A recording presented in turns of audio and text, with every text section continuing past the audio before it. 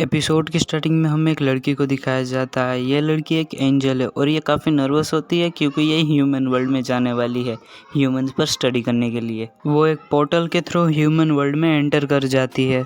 उसे यहाँ का नज़ारा काफ़ी पसंद आता है। अगले सीन में हमें हमारे मेन कैरेक्टर तोकमित्सु शिंतारो को दिखाया जाता है। वो अपनी शिफ्ट ख़त्म कर अपने घर वापस जा रहा था। उसे रास्ते में एक कैट मिलती है तो वो उसके सर को सहलाने लगता है। हमें पता चलता है कि शिंतारो को अपने घर के बाहर एक किटन मिली थी, सो वो उसे रखना चाहता था लेकिन वो उसे रख नहीं पाया, तो उसके नेबर ने उस कैट को रख लिया। वो अब उस कैट को रख सकता है लेकिन अब बहुत देर हो चुकी है। उसके बाद शिंतारो अपने अपार्टमेंट के अंदर आ जाता है। हमें पता चलता है कि शिंतारो 1 महीने पहले ही हाई स्कूल में आया है और तभी से वो अकेला रह रहा है। उसे जुकाम हो जाता है तो वो अपने बेड पर लेट जाता है। वो बोलता है कि कभी कभी मुझे एक कंपनी चाहिए, लेकिन ये सिर्फ मेरे अकेले के थॉट्स नहीं हैं। हम देखते हैं कि एक फेदर उसके अपार्टमेंट के अंदर आ जाता है। सुबह हो जाती है लेकिन शिंतारो को अभी भी कोल्ड होता है। वो दूध निकाल कर पीने लगता है। वो देखता है कि विंडो खुली पड़ी है तो वो उसके पास जाता है, लेकिन तभी वहाँ पर उसे ये लड़की देखने मिलती है। इस लड़की को देखकर शिंतारो घबरा जाता है और गिर जाता है और उसके हाथ में जो मग था उसमें से मिल्क उस लड़की के कपड़ों पर गिर जाता है और चिल्लाने लगता है। उसके चिल्लाने की वजह से इस लड़की की आंख खुल जाती है। वो लड़की उसे गुड मॉर्निंग बोलती है। तभी शिंतारो नोटिस करता है कि मग में से दूध निकलकर इस लड़की के यहाँ पर गिर गया है। वो लड़की अपने आप को साफ करने लगती है और हमारा शिंतारो बाहर बैठकर सोचता है कि ये लड़की क्या कोई चोर है या फिर एक कॉस्प्लेयर या फिर एक ऐसी लड़की जो अपने घर से भागी हुई है। मैं एक बालकनी कूदने वाली लड़की को अपना बाथरूम क्यों यूज़ करने दे रहा हूँ? मैं वही हूँ जिसने उस लड़की के कपड़ों पर दूध गिराया था। और गाइज, मैं गाय के दूध की बात कर रहा हूँ, कुछ और मत सोच लेना।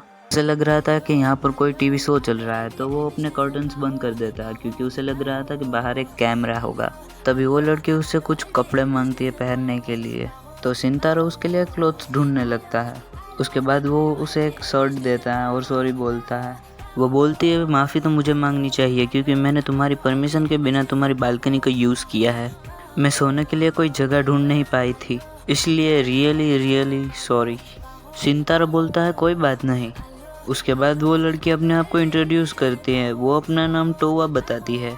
उसके बाद शिंतारो अपना नाम बताता है। शिंतारो को टोवा काफ़ी नाइस लगती है। टोवा शिंतारो की फैमिली से मिलना चाहती होती है। शिंतारो कहता है कि मैं अकेला ही रहता हूँ। ये सुनकर टोवा बोलती है क्या तुम इतने बड़े मेंशन में अकेले रहते हो? ये सुनकर शिंतारो बोलता है क्या इसे अपार्टमेंट बिल्डिंग के बारे में पता नहीं है? थोड़ी देर बाद टोवा को अपार्टमेंट बिल्डिंग के बारे में पता चल जाता है तो वो बोलती है क्या इतना सा रूम तुम्हारा पूरा का पूरा घर है? शिंतारो बोलता है तो तुम्हें क्या लगा कि ये क्या है? टोवा को ये रूम स्टोरेज रूम लगा था क्योंकि शिंतारो ने इस रूम को कूड़ेदान की तरह रखा है। उसके बाद शिंतारो टोवा से पूछता है कि तुम मेरी बालकनी में क्यों सो रही थी?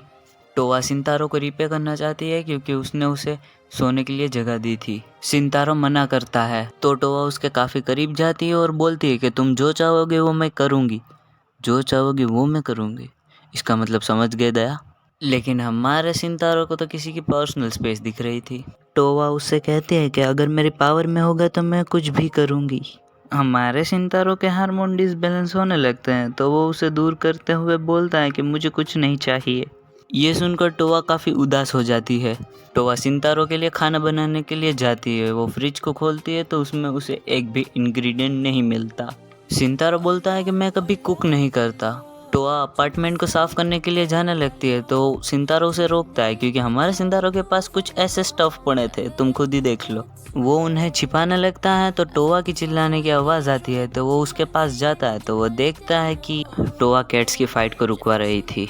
थोड़ी देर बाद शिंतारो उसे बैंडेजेस लगा देता है। शिंतारो बोलता है मैं श्योर हूँ कि तुम्हारे पास अपने रीजंस होंगे घर छोड़ने के, लेकिन एक लड़की का अपने घर से दूर रात गुजारना काफ़ी ज़्यादा डेंजरस हो सकता है। वो कहता है क्या तुम्हारा घर पास है? वो मना करती है तो उससे दोबारा से पूछता है क्या तुम्हारा घर थोड़ी दूर है? तो वह बोलती है नहीं, मेरा घर हेवन में है। हेवन सुनकर हमारे शिंतारो का रिएक्शन कुछ ऐसा होता है।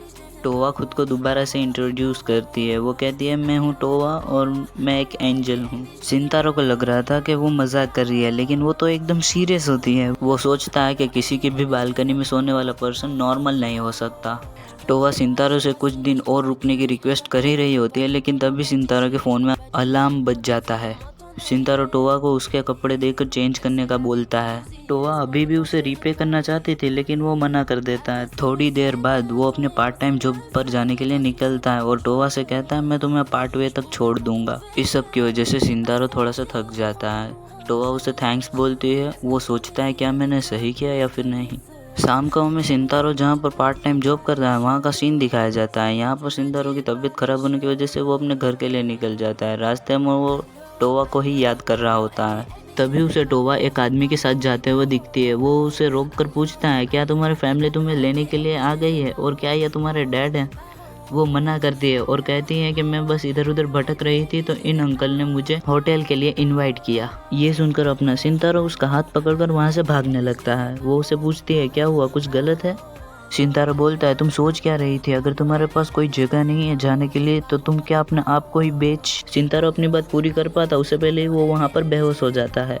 टोवा उसे उठाने की कोशिश कर रही होती है लेकिन वो नहीं उठता। थोड़ी देर बाद उसकी आंखें खुलती है तो वो अपने आप को अपने घर पर पाता है। टोवा उसे पूछती है तुम्हें कैसा फील हो रहा है। वो बोलता है कि मुझे अब ठीक फील हो रहा है। ये सुनकर टोवा रोने लगती है। गाइज मैं तुम लोगों को बता दूँ जब सिंतारो बेहोश था तब पूरे वक्त टोवा उसके साथ ही थी। टोवा उसके लिए कुछ खाने को लाती है। टोवा उसे अपने हाथों से खिलाने लगती है तो वो कहता है मैं अपने हाथों से खा सकता हूँ।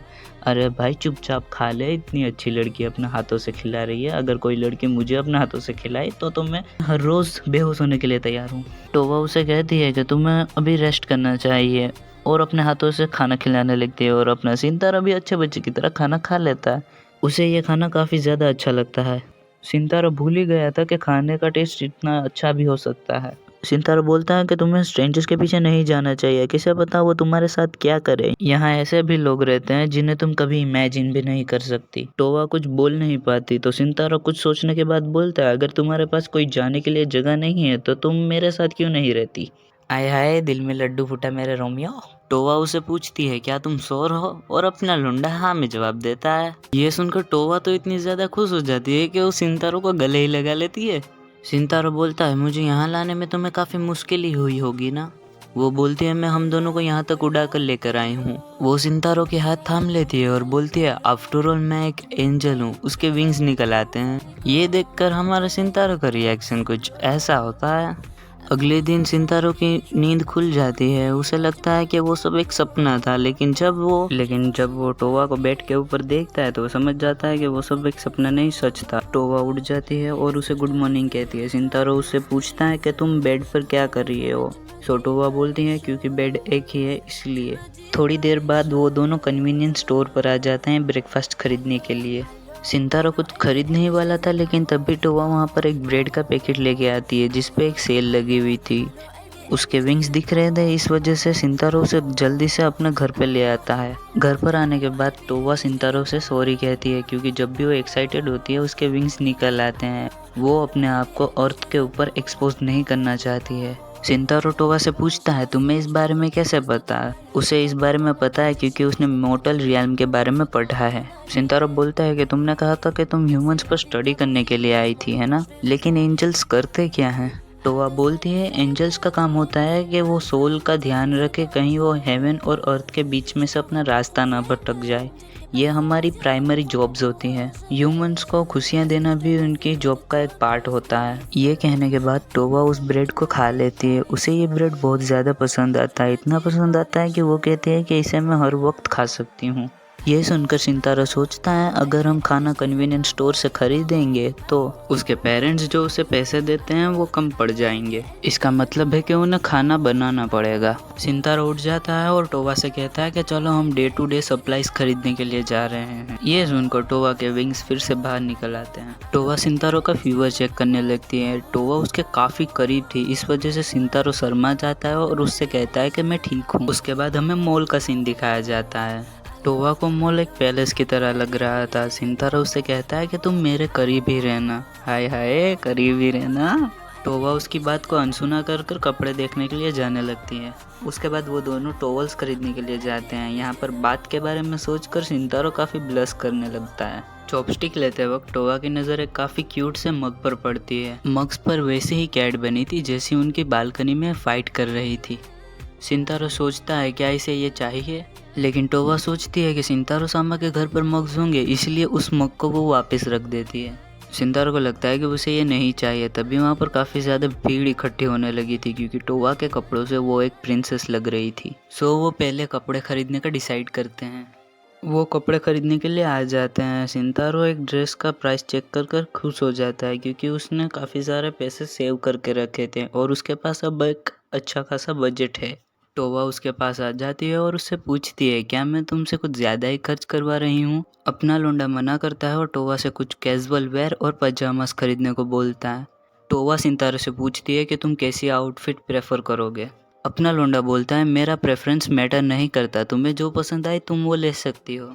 तभी वहाँ पर एक लड़की आ जाती है और उनसे न्यू सीजनल कलेक्शन ट्राई करने को बोलती है। टोवा कुछ ड्रेस ट्राई करने के लिए वहाँ से चली जाती है और वो लड़की शिंतारो से कहती है, तुम्हारी गर्लफ्रेंड काफ़ी प्रिटी है।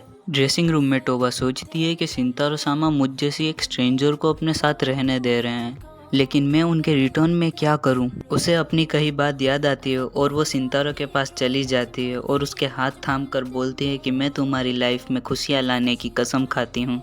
वेट, क्या अभी अभी इसने इसे प्रपोज किया है ना? ऐसी लड़की रियल लाइफ में क्यों नहीं मिलती भगवान? शिंतारो वहाँ से निकलकर काफ़ी रिलीफ फील करता है। तभी टोवा उसे अपने आउटफिट के बारे में पूछती है। हमारा लोंडा काफ़ी क्यूट वे में कहता है कि तुम बहुत ज़्यादा गॉर्जियस लग रही हो। वो लोग वहाँ से घर के लिए निकल जाते हैं। थोड़ी देर बाद वो घर पर पहुँच जाते हैं। सामान भारी होने की वजह से शिंतारो काफ़ी थक गया था। टोवा सेबल्स को फ्रिज में रखने जाने लगती है। सो शिंतारो उससे पूछता है कि तुम भी थक गई होगी है ना? टोवा मना करती है क्योंकि अपना लोंडा उसके साथ था, इस वजह से उसने काफ़ी इंजॉय किया। ज़रा हमें भी बता देना कि कौन सा वाला एंजॉय किया। शिंतारो भी बाकी बचे सामान को अंदर रखने जाने लगता है। तभी टोवा की नज़र उसी मग पे पड़ती है जो उसे काफ़ी पसंद आया था। टोवा इस मग के बारे में शिंतारो से पूछती है तो शिंतारो कहता है कि आज से ये मग तुम्हारा है। टोवा काफ़ी खुश हो जाती है और शिंतारो अपने मन में सोचता है कि अब मेरे पास अच्छा टाइम है। उसके बाद हमें रात का सीन दिखाया जाता है जहाँ पर शिंतारो अपने मन में बोल रहा था, गधे तूने पहले एक बेड क्यों नहीं खरीद लिया? भाई मत खरीद, मजाक नहीं करा, मत खरीद। आई एम सॉरी, मैं इतने दिनों से वीडियो अपलोड नहीं कर पाया था, मुझे माफ़ कर दीजिएगा। और अगर आप लोगों को वीडियो अच्छी लगे तो लाइक करना, चैनल पर नहीं हो तो सब्सक्राइब करना। मैं मिलूँगा आप लोगों से अगली वाली वीडियो में। तब तक के लिए bye bye and take care.